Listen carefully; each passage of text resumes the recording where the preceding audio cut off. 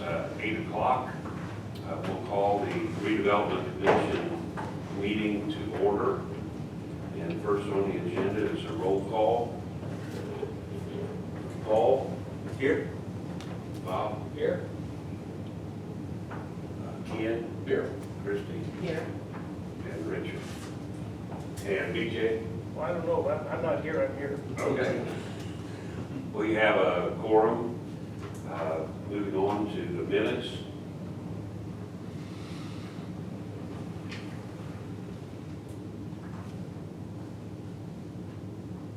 Need a motion. I'll move for approval of the minutes.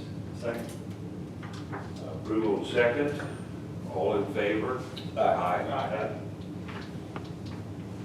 Minutes passed. Old business, Rob, the Duke Energy easement. Well, I think that we're waiting on Duke now. I sent the agreements to the plants. Correct. Mark, remember that name, plants? The name doesn't come here. Yeah. Well, so I think we're waiting on Duke. So we have already authorized the approval of those easements once they're satisfactory to me and the president and the secretary. So as soon as I get those back, I'll just shoot an email to the president and the secretary and we can sign it. We don't have to wait for a meeting, we'll just wait on Duke. Okay. Any comments? That's a hot topic, correct? I mean, we need to get that done, correct? Yes, they were trying to expedite it, but I think Duke's moved now. And, but they still, we need to get it done so they can just come back and finish the project. Is that correct, Mayor?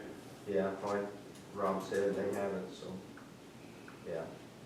Hopefully they get it back soon. They was in a hurry and now I think they're, like I said, they moved on to another project, so they got a little time now. Okay. New business. Motion to read by title only, is that it? So moved. A motion to read by title, need a second. Second. All in favor? Aye.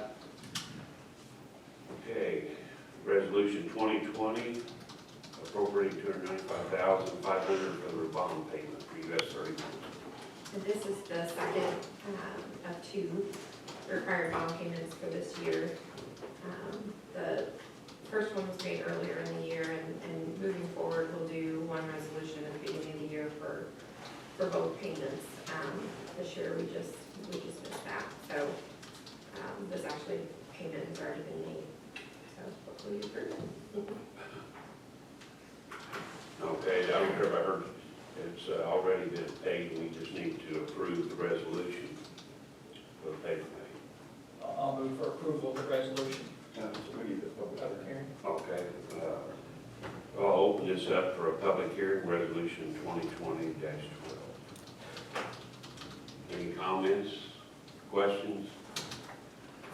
We will close the public meeting, and now we have a motion. So moved. And a second. All in favor? Aye. Next, we have the Youngs Creek Redevelopment Area Project update.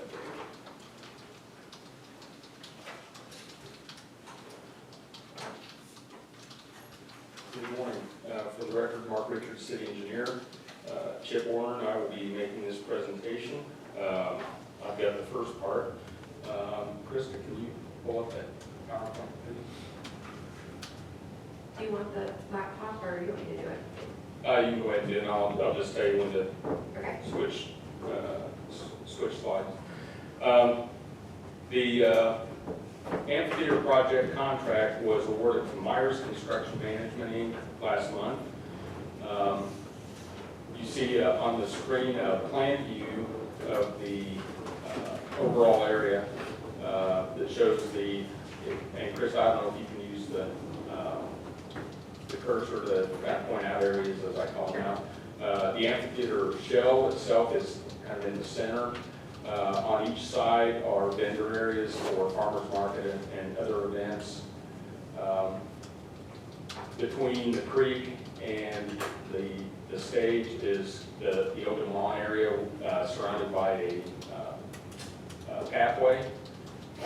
We have a parking lot, a new parking lot to the southeast, adjacent to the new South Main Street parking lot. There's a playground area at the south end of the lawn area. And then finally, the location of the pedestrian bridge crossing Youngs Creek is at the old location of the old railroad overpass.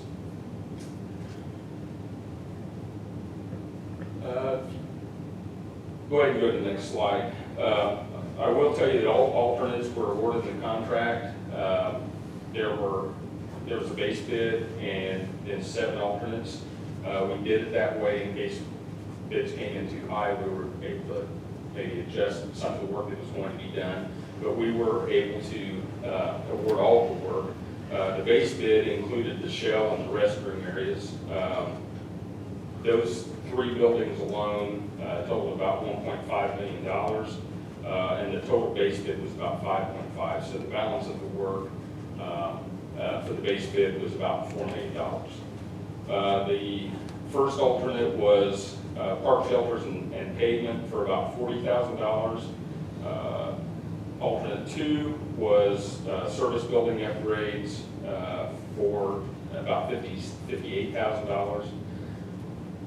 The alternate 3 was additional site amenities, including benches, bike racks, trash receptacles, and a monument sign. That was about $45,000. Alternate 4 was the central lawn irrigation system for $21,000. Monroe Street improvements constituted alternate 5 at about $48,000. Alternate 6, additional landscape improvements at just under $38,000. And then alternate 7 was the only required alternate, and that is some mitigation and restoration areas. And the amount of that is about $23,000.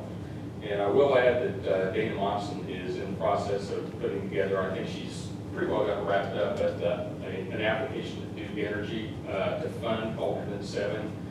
That application is due on the 31st of July, so we're hopeful that we'll be able to get some funding for that alternate.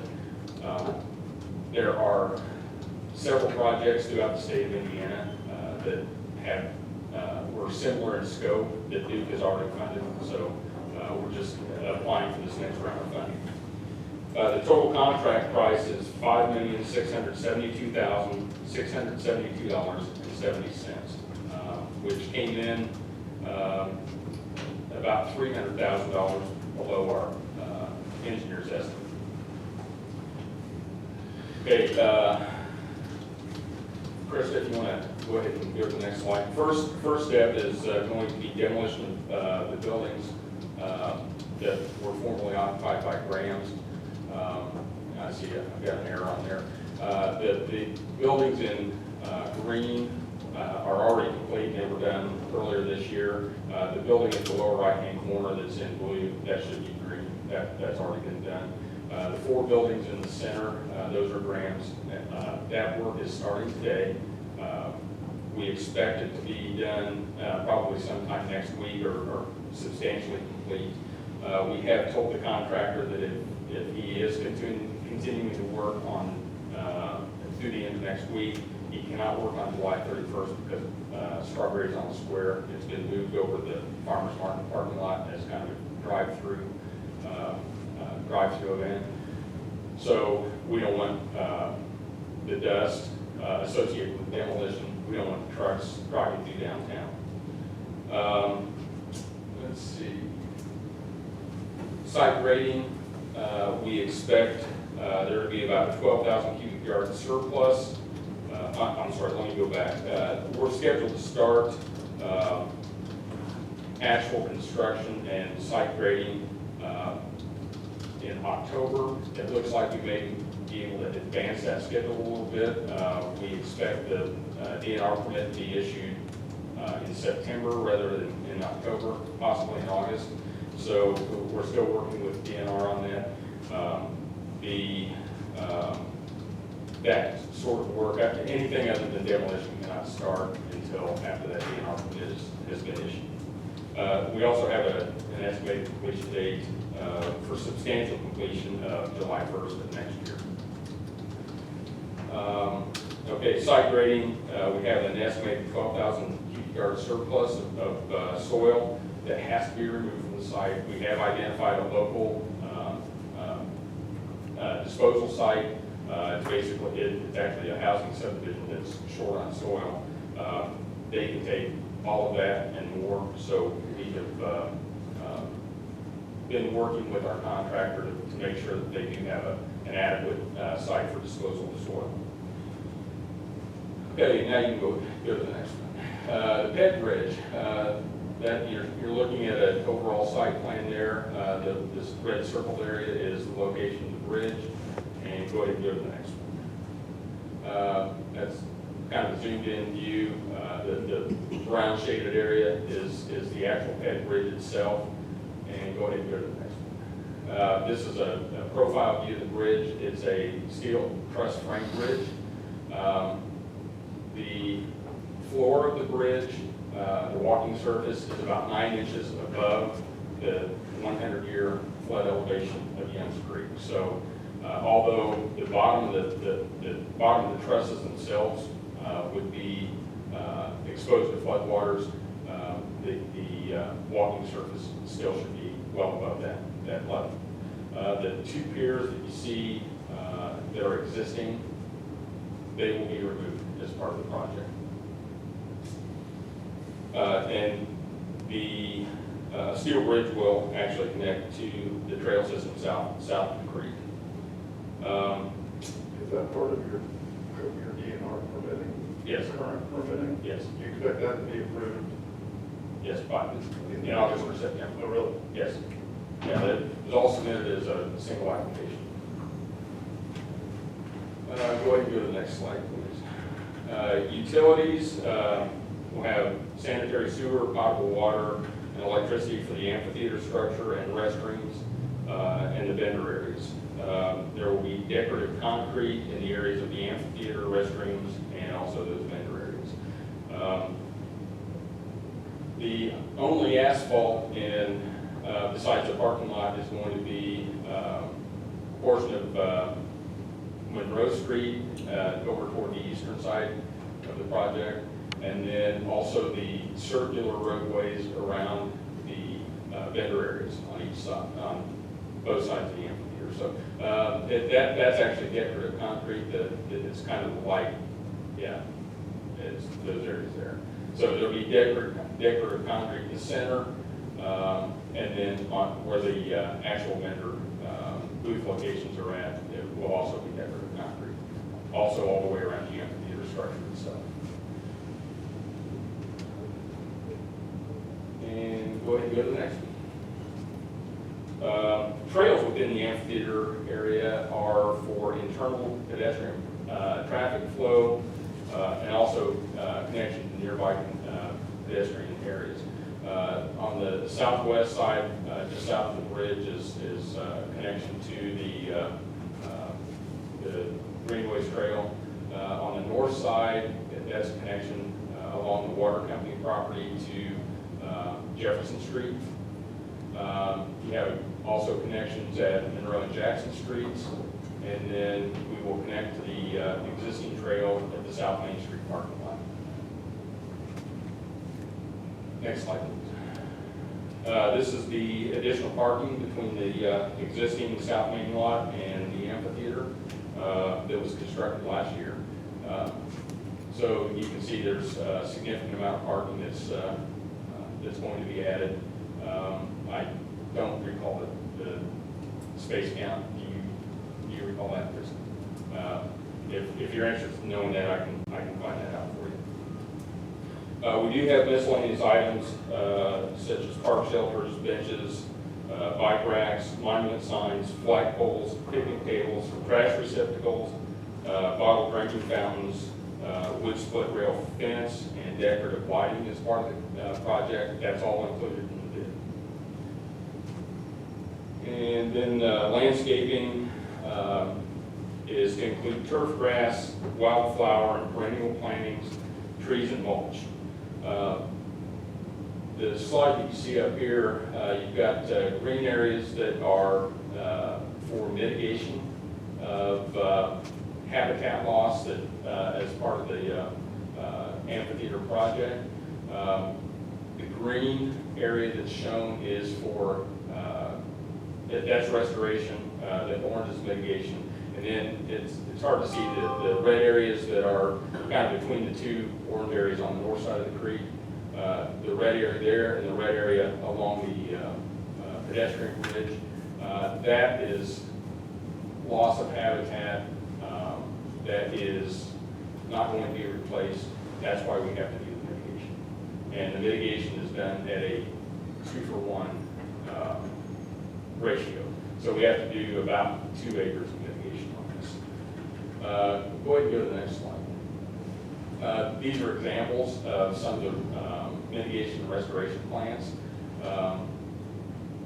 We do have shrubs and trees that are also going to be planted as part of that. I'm not showing those here, but this is kind of the look that we're shooting for.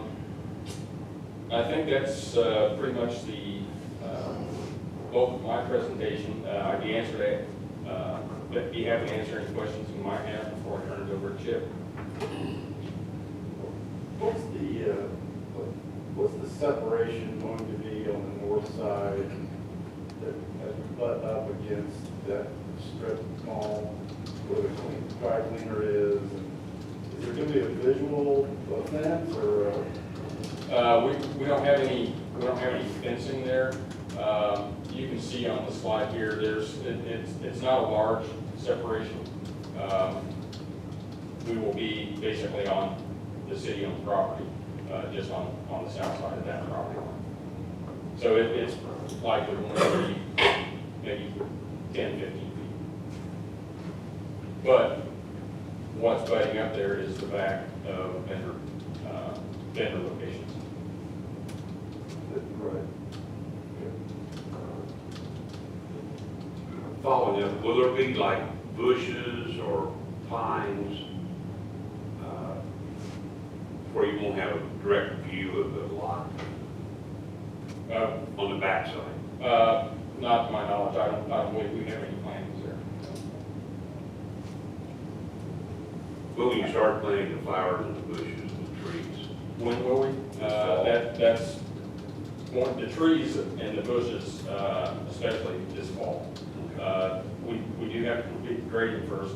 If we can't get those planted this fall, then we have a final completion date, I believe, of October 15th or 20th next year, which will allow us to plant those in the fall, which is primary planting season. Any other questions? DJ? Any questions? Thank you. Okay, Chip's going to talk about splash pad and playground. You tell what our different roles are. He does the technical stuff, I do the fun stuff. So, first, let's talk about the playground first. She pulls it up. Yeah, a little bit about the process. We went through 10 different playground designs to narrow down to this one. We had a park board have several meetings trying to look at different playground designs.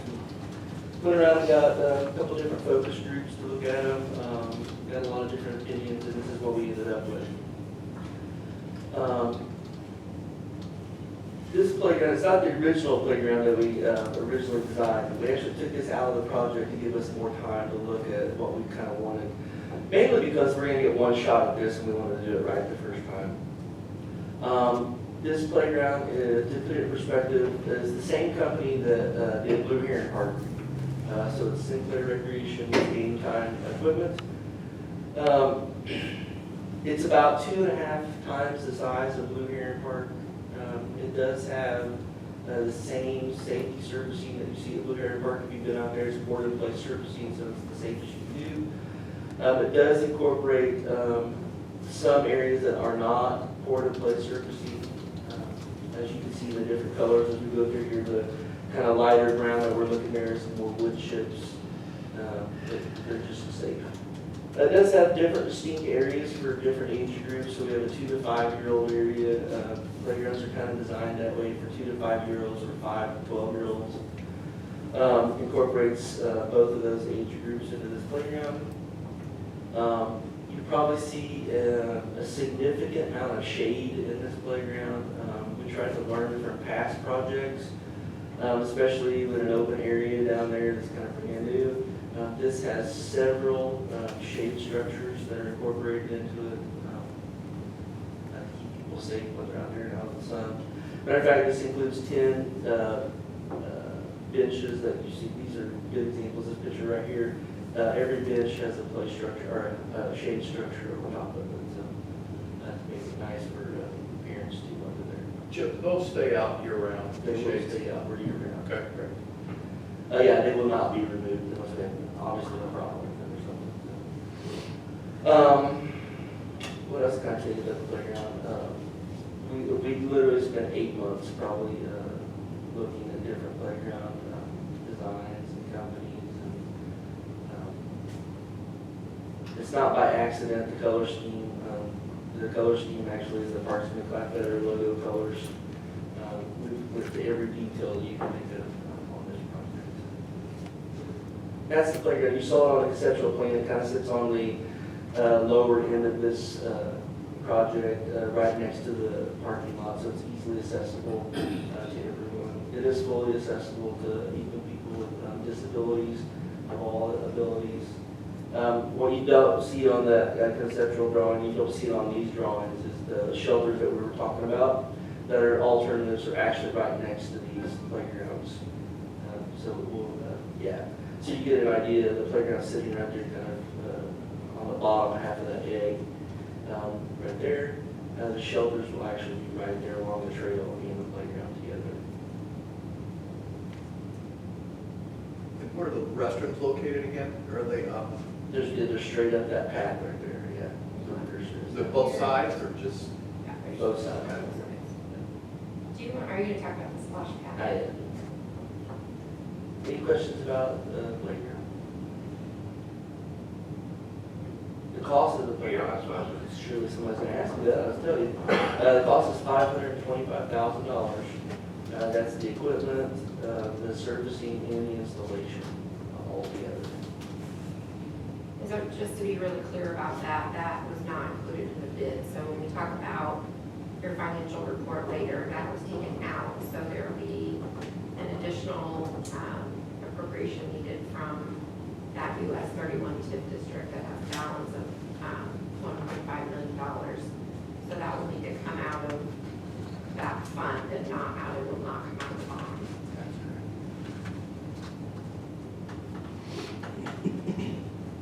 Get pictures of, oh, is there any other questions about that? Were you trying to get a grant on this? Oh, yeah, I should tell you, thank you for asking, or addressing. What you're looking at, if you want to flip back to the playground, the overall view of it, that's actually a $670,000 playground we're looking at. So, I should put that very clear to you. That is way more than 525. We're going to get a $153,000 grant from this company. That's how it gets down to the number that we want to be at. So it's actually way bigger playground than what we're 525. It's actually 670. We're going to get a grant for the difference. Same thing happened at Blue Heron Park with this company. Blue Heron Park is more a $500,000 playground, and you got a significant grant from that company to lower the price for it too. So.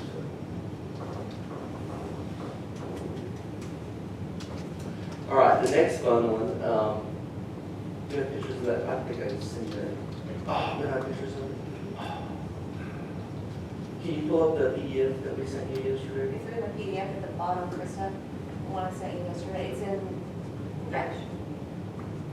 Well, while she pulls it up, so this we had early on talked about putting a splash pad into this project. We don't currently have one in Franklin. There's only one in Johnson County that I can think of that Greenwood Parks has. Dana from Community Development, Dana's here. wrote a grant that was from the American Water Charitable Foundation and the National Recreation Park Association. And we won, believe it or not. They only gave 2 in the entire country, and Franklin won one of those grants. It was pretty significant. It's $250,000 grant with no match. So they basically, we have a call today to go over the logistics, and they'll send us a check for $250,000 in a week or so. If you want to scroll down a little bit, you'll see what we anticipate putting in. That will sit next to the playground, not the palm trees. Is this. So this will sit next to the playground we just talked about. There again, it's a water play feature that kids can go. It's activated by motion or touch, so the kid can go over to and touch this thing and it all turns on, so it won't be on all the time. It does recirculate the water, so it's a little bit like the pool that we run now. It will be chlorinated water. All this recirculates back into itself, so we're not losing water. It's not going to the creek or anything like that. And that will be the first one, like I said, here in Franklin. That project that we're looking at with the infrastructure and everything is about $300,000. We got the grant for $250,000, and then we're going to use $50,000 in park impact fees to complete that project. So, Sheriff, what would your hours be on the splash pad? Would that be open year round? Yeah, During the summer? yeah, this is something we can open earlier than the pool. So once the weather breaks in April, we want to open it then. This thing can stay open all the way till the end of October. You have to staff it? Does not have to be staffed. Last- There's actually no standing water in it anymore. Last question, what happens after a flood? That area will flood. It's a great question. Matter of fact, I think I addressed that with several times in this grant. Is what happens if it does flood. It does, all the infrastructure for this thing is actually in the ground. And it's encased in a case that is supposed to be flood proof. We've asked that several times because we know this area may flood. So there shouldn't be any problems with the mechanics or the mechanical part of this stuff and the electronic part of this stuff. It should be all okay. I don't know that. We don't have one. It's just we have to clean it up, yeah. So we did take that into account. We did make sure we talked to the people who told this area is flood. Jim, as far as the PM, preventive maintenance and things of that nature, is it pretty self-sustaining, or is it something that you guys are gonna have to, say, work on, clean up, control algae, and, so you're gonna have to have somebody in there that's gonna take this, what is it, 1,000-gallon, 500-gallon tank? Sure. Yeah. What, is it a 1,000-gallon tank or whatever? It's probably bigger than that. Okay. It's a great question though. Good thing is we have an aquatics director now in the park system that can do all the chemical balancing and all those kind of things. And then I think it's very little maintenance, to be honest with you, unless it's going to be after a flood, we have to go power wash it and that kind of stuff. Of course. But other than that, it should be maybe some yearly maintenance, maybe have to paint, one of the issues I have at the aquatic center is that Franklin has this hard water that anything that's painted colors is going to fade out pretty quick with the hard water. So we have to go back and do that kind of stuff now. I assume that those, I assume, Chip, that those standing features, those colored features, those are anodized and not physically painted, correct? They are. Okay, so that's not like a paintbrush or a sprayed on, obviously. Because in a year, on stainless steel or whatever, aluminum. And the location of this is like right here.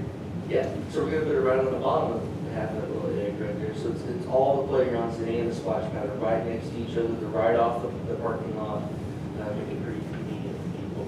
It's also far enough away from the amphitheater that if there is a performance going on or something, that even if this splash pad is going on, it should not affect that. It's far enough away. So will there be seating around the splash pad as well? There will be. So the good thing about the playground is that it keeps all those 10 benches with shade. We had, I don't know if you heard Mark, one of the alternatives is a bunch of benches for this project. We'll shift them away from the playground since the playground includes that, and we'll put them around the splash pad and along the trail too. Will the ones around the splash pad have shade like the ones around playground? They don't currently, but they should. Yeah. So. That'd be nice. We'd also love to look about putting a shade structure, that even shaded a portion of that splash pad even. Even though it's wet, it still can get pretty hot, especially if it's wide open and there's no shade anywhere. So. And are these the picnic shelter areas? There's 3 of those. Am I looking at that right? Yeah, The black. that's what's black and yellow. So you see, they're really right incorporated right into the playground. I mean, I think you anticipate renting these We do. If you for know me birthday very- parties and. If you know me very well, you know I'm always thinking about the revenue side of how we can sustain something afterward, and that's what the shelters are there for. So if we do want to reserve those for different activities, we can do that. What about the lighting? What about the lighting Good for question. this project? Other than the lighting that's already in the project, these 2 things do not include any extra lighting. So whatever lighting we have incorporated into it so far, we meet all the lighting there is. And most of the lighting is going to be bollard lighting along the trail, and then some overhead lighting up around the restroom and the computer structures. Will this have hours? Probably just the same as we do all the other parks, basically sunrise to sunset. The location of the splash pad won't be a problem for people coming from the parking lot into the No, it's actually through the grass area, so it won't go on the trail. So basically, you can walk on that trail, and you can walk by, matter of fact, you can walk in between the playground and the splash pad and still be fine. Yeah, where she's doing the cursor, basically, that's the trail. Or you could enter kind of the festival area to Yeah. the parking lot. So I guess if you wanted to, you could bypass the splash pad and the playground and just walk on the trail and be fine. There's 2 ways this road. The umbrellas or coverings over the benches, are those movable? They're not, they'd be stationary. So they only provide shade too? No, you brought up what I brought up when we were looking at it. You see it in the picture. I saw the shade. Yes, that's, I brought up the same question. You're right. I mean, at certain times of the day, it's not going to hit it, so. That's a great example of the one right there we're looking at. So. I guess you have to stand in that shade. That's not reasonable. Pretty much.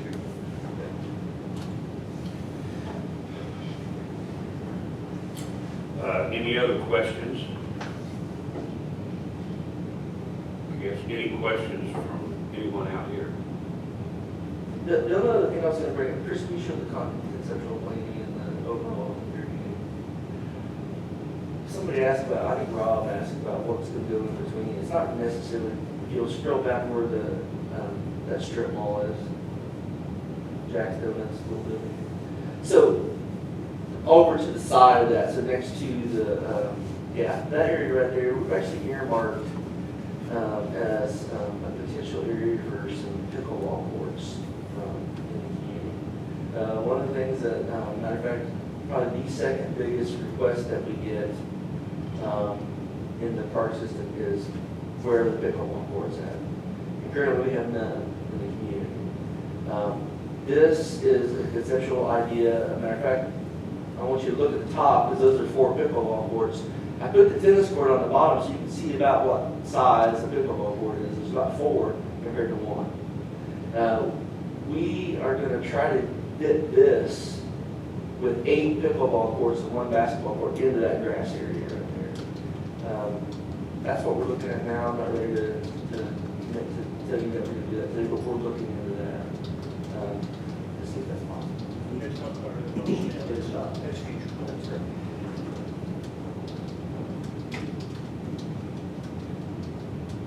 Anything else, Jim? Thank you very much. Thank you. Want to take some of these actions? No, it's just an update. I know there were a lot of questions about what exactly had been included, and now that we had some more detailed renderings to show you of some of those options, we just want to give you an update. Any questions on the update? Well, probably what we'll do is just put these on our website because the files are so large. So I can send you a link to them on our website if anybody wants to download them. But I can't email them because they're just, the size is too big. But I'll get that on there and then send you all a link. Okay, next, with the new law, we have the annual presentation of the redevelopment commission's 2020 source of revenue and uses. Krista and Jeff, you. Yeah, so if you recall, last year was the first year for this new state law, which requires the redevelopment commission to invite all the other overlapping taxing units. So they were all notified of this presentation. They were invited to attend today, and then we also did this at the city council meeting last night. So attached to the agenda, you have the report from Jeff Peters, and so I'm going to let him give you the details of that report, and then after he's finished, I'll go through kind of the cash flow analysis as far as the budget, and then the long-term plans and changes to the allocation areas that we've been discussing. So with that, let Jeff go through these numbers. Thank you all for the opportunity to be here and to help. As Krista said, this law as it went into effect last year, I think it really goes to the question of your revenues, the effect on the overlapping taxing districts, because for TIF districts, you always have certain opponents to the TIF district that say, you know, I really don't want you collecting that money for your purposes. I want it to go back to the units of government in that underlying. And that is not a one-for-one trade. So this, I think, is to help flesh out what is the real trade-off between what you collect as a redevelopment commission and can only collect as a redevelopment commission using the TIF structure versus what would go back if we unwound it. And just a kind of brief back to TIF basics.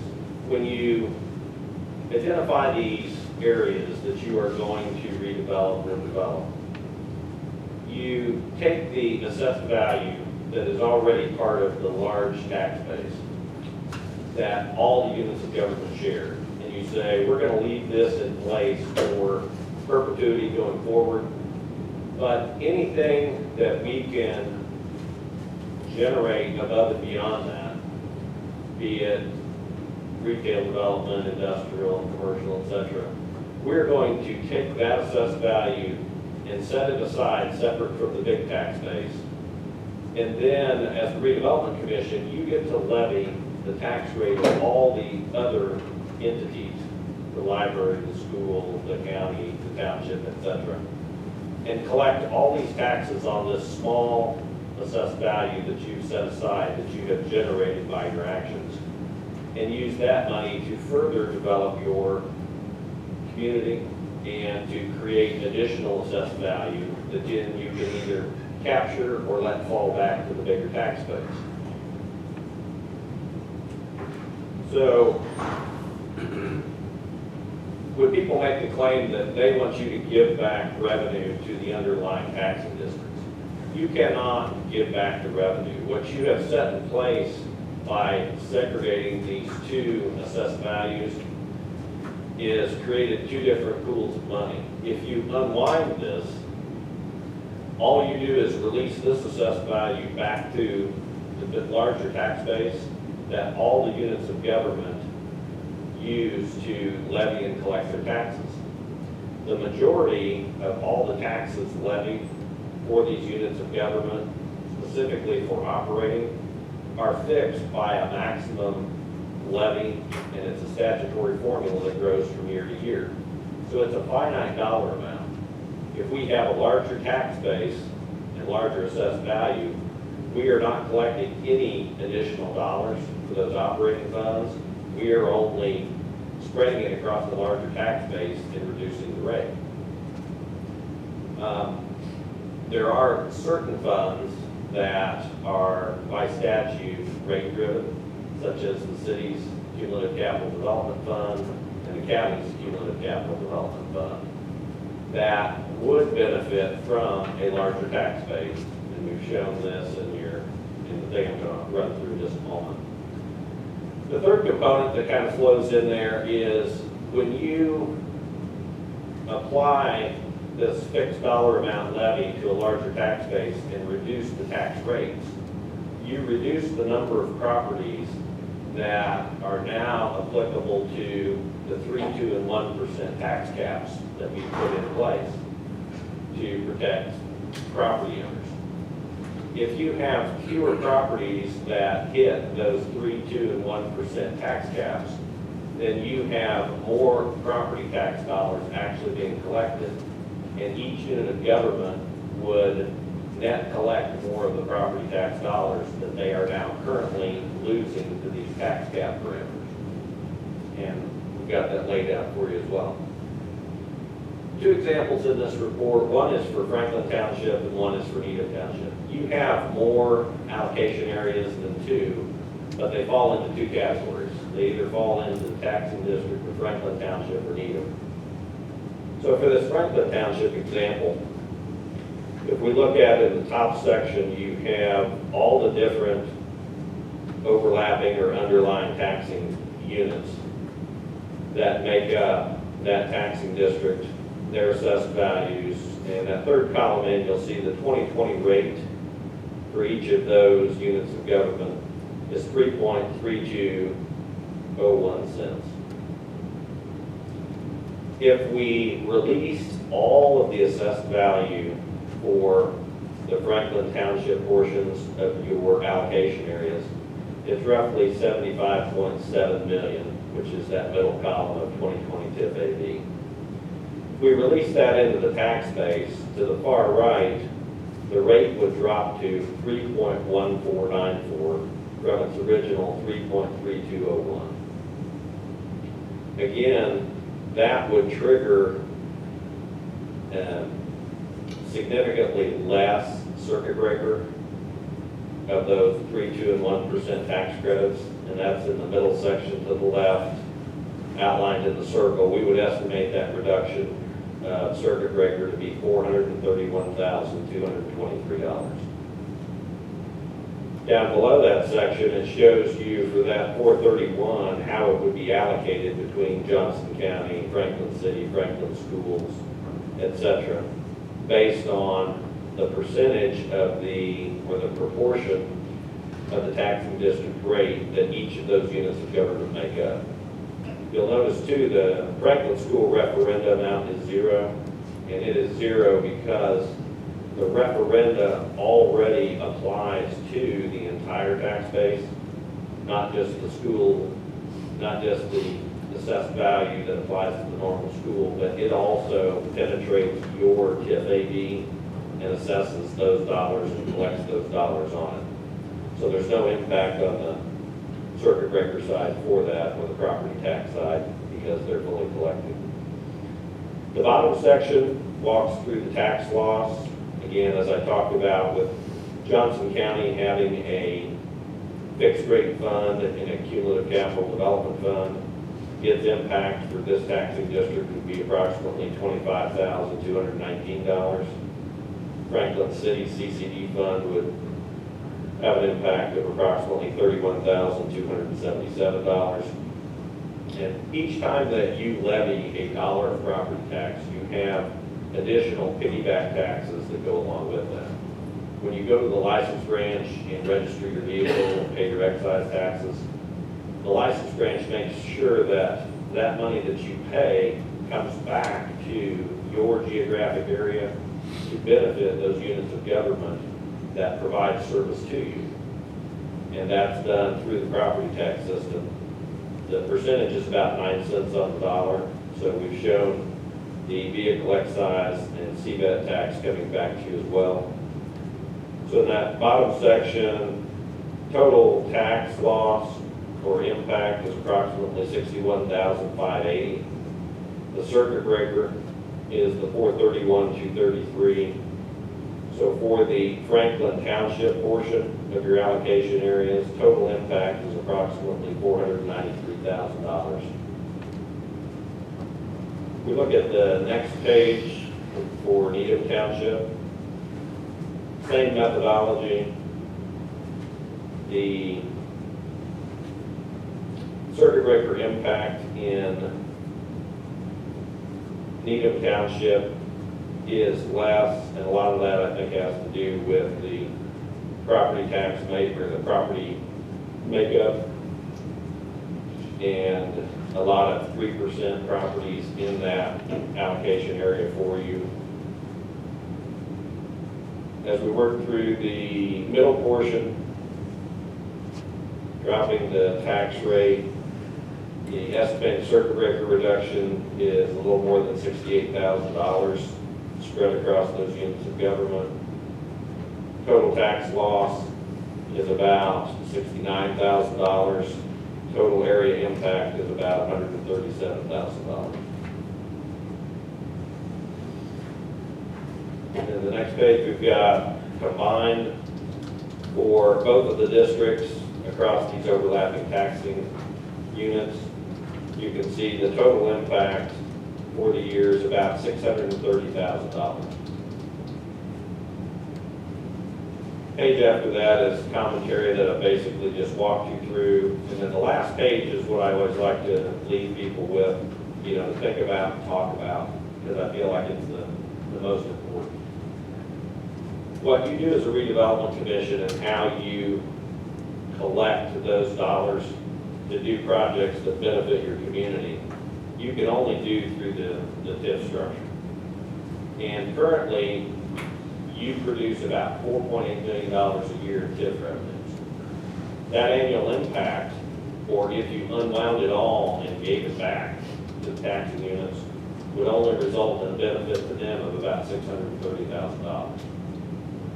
So what you can do as a community with your projects and with that revenue stream, you can only do through the TIF structure.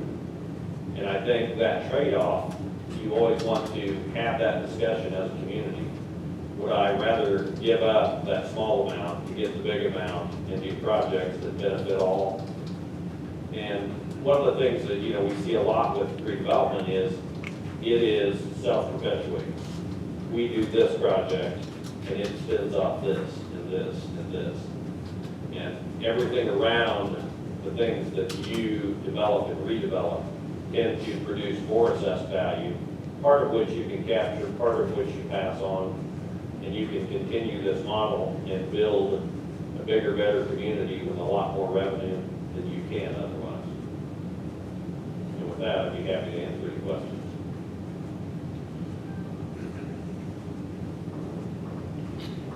Any questions? Jeff, thank you. It's always enjoyable and educational to hear that report. Krista? I think it's a good reminder. Thank you, Jeff. The rest of the requirement is to show the budget for our TIF districts, and we don't do an overall budget, but we do the different financial reports, and so I'll go over those, but I want to start with, this is the map that shows the integrated and amended TIF districts. So the ones that are kind of shaded in green or hashed in green over the blue, those are the allocation areas, which is where the TIF increment is collected.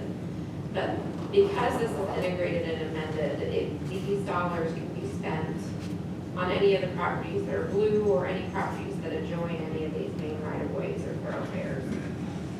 And so that's why we call this the integrated and amended TIF. And so that, when we look at the cash flow analysis, that kind of serves as our budget for those TIF districts. And if you look at the cash flow analysis, we review this monthly, but for June, you have all the approved projects. These are all approved by resolution. It shows you what was spent through the end of 2019, and then it shows you what is projected to be spent by quarter in 2020. And so because this report is using the data through the end of June, these are real numbers here of what has actually been spent through the end of June. So that gives you a more accurate picture of our financial standing. So down below, we keep a list of projects that are under consideration that are kind of just on the horizon, and we expect those to be coming along. And so those dollar amounts are plugged in there, and then timing is plugged in here. So the bottom is really the most important part. And if you look at that, it shows you, this is the actual dollar amount, the line that says tax receipts. So from the May property taxes, we received $1,812,915. That was about $180,000 short of what we were expecting to receive, what was actually due. And I believe that's just because the tax deadline was extended through July 15th. And so hopefully in August, next month, we will receive that additional disbursement that I guess they could also be delinquent. But at this point, we're just hoping they took advantage of that extension and will receive those additional funds. I think we were very, very fortunate to have received as much on time as we did. There are a lot of communities that we've been hearing are a lot more short than we were, and we just didn't know what to expect. So just really grateful to see that. And then this dollar amount is what we expect to receive in December from the taxes that are due at the end of the year. And so with the interest income that we receive on our investments and some grant reimbursements, that totals the net cash flow that goes out. So you can see projected total funds balance. This number down here, this third quarter number, looks a lot better than it used to. It was down under $100,000 at one point, and with those numbers coming in and with our tax receipts, I'm feeling a lot better about that. So from at this time, I don't anticipate us needing to borrow any money from the council or from any other TIF districts. I think we should be okay as far as that's concerned. But you can also see in this other column, this is what we anticipate to spend this year. So we're bringing in right about 3.8 million and we're spending right about 3.8 million. So this totals all the expenditures that are planned for the year. And then that also, I just projected this out one additional year based on the projects that we have planned for next year as well. So you can see those projected fund balances there below, and then the dollar amount, 3.7 for next year as well. Any questions on that or how that's done? That just gives you the overview. There are printed copies in the audience for anybody that, I know this is hard to read, but this is also attached to the agenda and it's updated every month. So we'll just keep updating that. If nobody has any questions, I will move on to the bond. One thing I do want to mention, while we bring in about 3.8 million, this line item here, the 2015 bond, so of that 3.8 million, we have bond payments, 2 bond payments that are due out of this fund, and those total $1,355,000. So we have a little over 2.6 million for projects because these are basically our mortgage payment, our bond payments here. And so we also, at our last meeting, we determined there's no excess TIF. This document shows you why there's no excess TIF to turn back to any of the other taxing units, because what we bring in is what we budgeted to spend. The future projects that are going to affect this TIF district would be on the east side, and I can bring up that map, and I think the mayor wanted to kind of run through those for you. I can.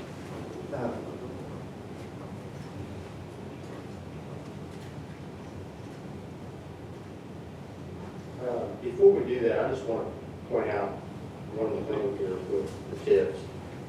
And Jeff and I talked briefly about this. What the Redevelopment Commission has done over this last 10 years or so, working with TIF, and Rob Schaffsaw has been here the whole time, and most of you have been here. When you get the TIF, and if it's leveraged the right way, it actually brings in more assessed value to help the other units that were taken away from the TIF. For example, I can give you 2 good examples of that. When you use TIF dollars to fund the FDC and you put all the money in the downtown area that comes from TIF dollars, the assessed values went up and the TIF didn't collect those dollars. The other taxing units collected those dollars and those assessed values that they went up. And another good example, out on the east side, the TIF dollars that was used to fix up our gateway. And then we had Fairfield Inn, the Hampton Inn, now we got the 3 new restaurants. All those tax dollars are going to those other units that the TIF was taken away from. So the assessed values go up by leveraging tax the TIF dollars the right way. And then you have people that want to move to Franklin because of all the improvements that's been done using TIF dollars. For example, I don't know, we've built about 300 homes in the last several years because people want to move to Franklin because of what we've done, what you guys have done. And we got a subdivision, 460 homes being built. The price range from $225 to $350. People want to be here. So those assessed values for those new homes is, I'm looking at it come from the TIF that was leveraged, right? So you guys should be looking at yourself as doing a good job of managing the TIF dollars. I just wanted to get that out there that it's kind of a two-way street here. So, but anyway, thank you for that. And yeah, on the east side, we talked about this before. Just last night, the part that's in the purple, it's about 440 acres. It was just annexed in, the final annexation. I think it takes about 30 days to, if I'm correct, I think it's 30 days that it is city limits now. It's 441 acres. Sunbeam Development Corporation built the building that Energizer, we keep saying is going into. If you look out there, Energizer's been doing a lot of work. They're just about ready to get full swing. They were wanting to be in August in the building, doing what they do, the packaging and shipping with Energizer battery. That's built by Sunbeam Development Corporation. And Sunbeam Development Corporation built just to the north of that, across 44. And then down a little bit lower, we have GDI.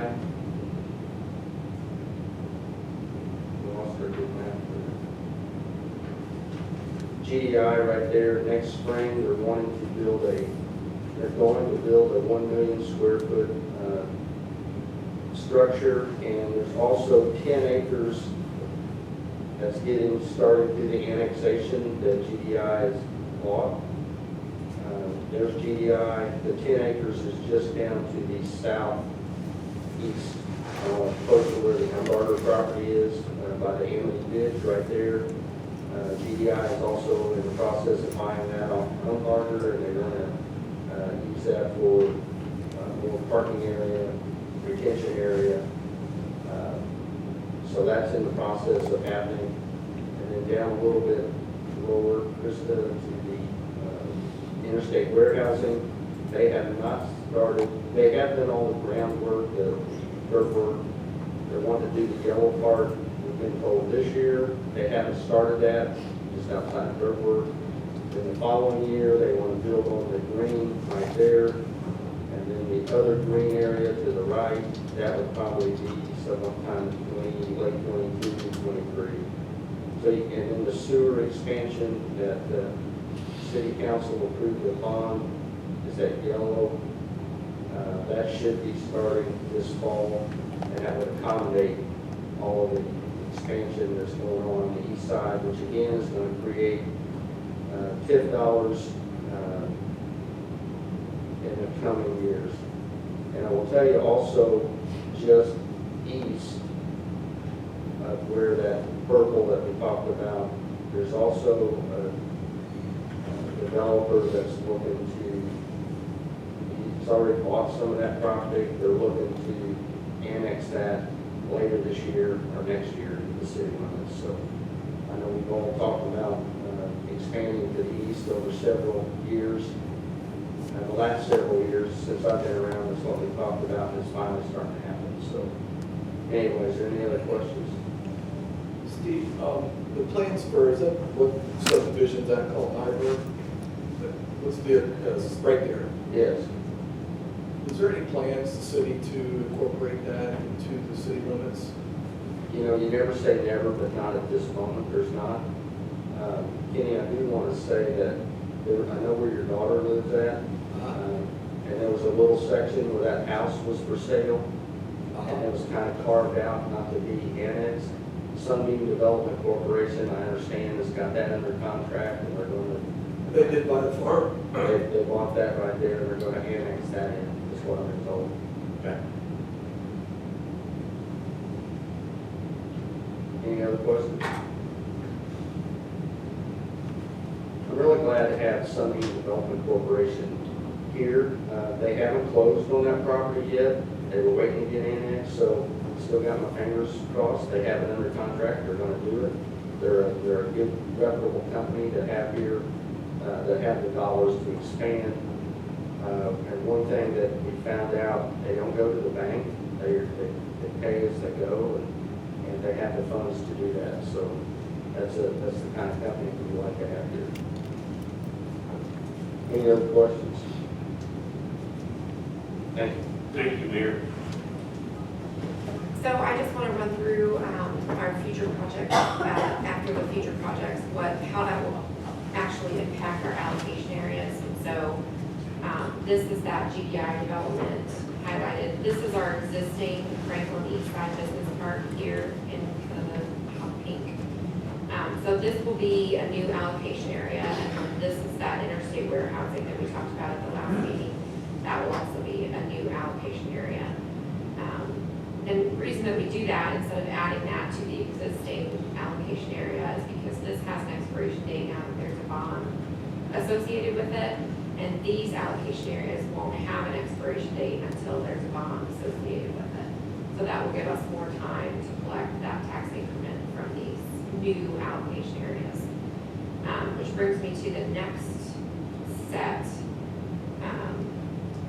So again, this is an existing allocation area, and what we were wanting to do with this Sunbeam development is remove these two parcels from that allocation area and create a new one so that it also has a new, or it won't have an expiration date until there's a bond approved. So if we remove that from our existing allocation area and create a new one, we'll have more time to collect that tax increment on that development. Same for this last one that we talked about. All of this was officially annexed. The final approval was last night at City Council, except for just a few acres. They actually kind of subdivided this out, so these parcel lines don't represent exactly what's remaining. It kind of is cut off here. But that they have applied for annexation. So this year, all of these parcels highlighted in yellow will total over 440 acres, and they will be annexed this year. And so this will also be a new allocation area. We can't go through that process until it's annexed. So we have to wait until probably September, October to do that. But we will be able to do that before the year is over and capture all of that tax increment for this area as well.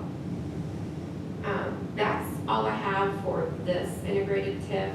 Are there any questions on any of that?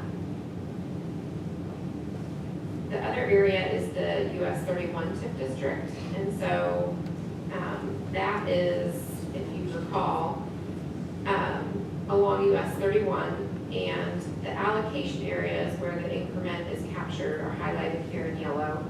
So this is the Meyer development, and then the outlots surrounding it to the north and to the south, and then also the Kroger area and the outlots surrounding it as well.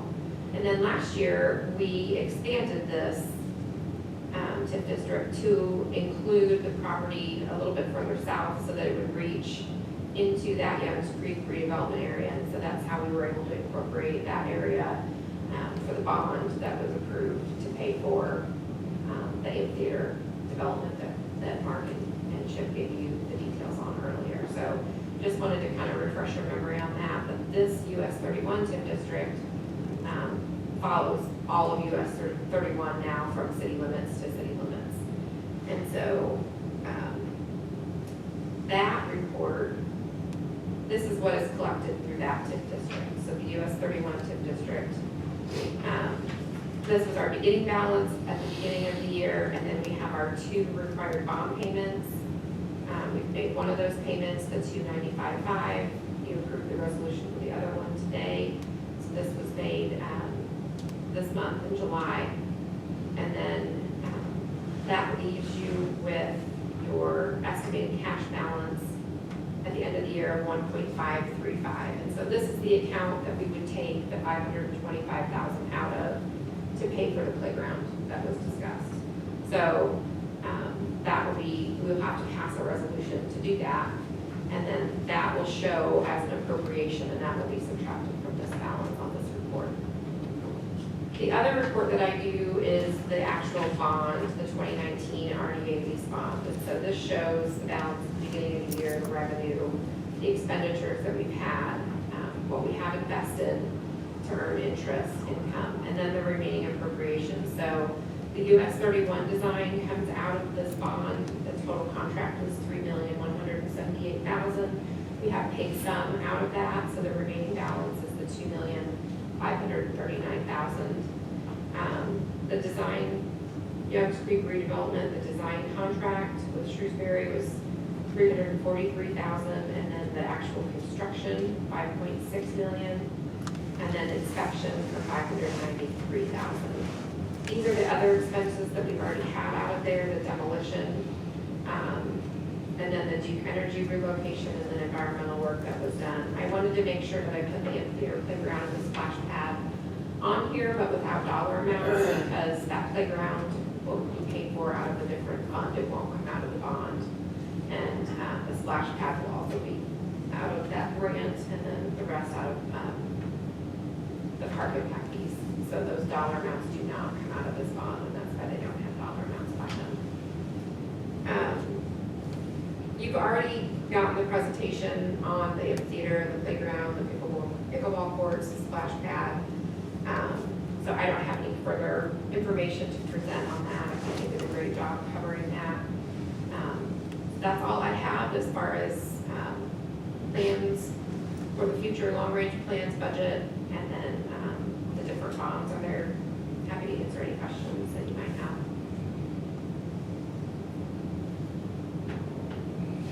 Anybody have a question? Are you gonna do the, Sure. So the only other financial report is the monthly financial report that is on your agenda. Sorry, I have so many tabs open. And that would be this one. So as far as this financial report, this is for your integrated TIF. This shows you the property taxes, and then it shows you the balance on these resolutions, what's been paid, and then it also shows you the estimated cash balance. Again, that's if all of these resolutions are paid out for the end of the year, which they're not planned to be. So, but we do have that 2.7 in remaining appropriations. So that covers all of the financial reports that are later on your agenda as well. But I just wanted to use those current, up to date, where we're at the end of June this year. thank you. Any other questions on the finance? We kind of jumped ahead, but she wanted to incorporate that with the annual. Jump down, the Shell building market budget proposal. So this I emailed to you. This is from Cushman & Wakefield, and Don Tribeck is here. There's been several emails back and forth about how we want to handle this. And before I just want to make sure we're clear, before they would spend anything out of this resolution, they would still let us know. We could do things kind of in phases and that sort of thing. But I know there were some questions from the RDC about particularly the open house event.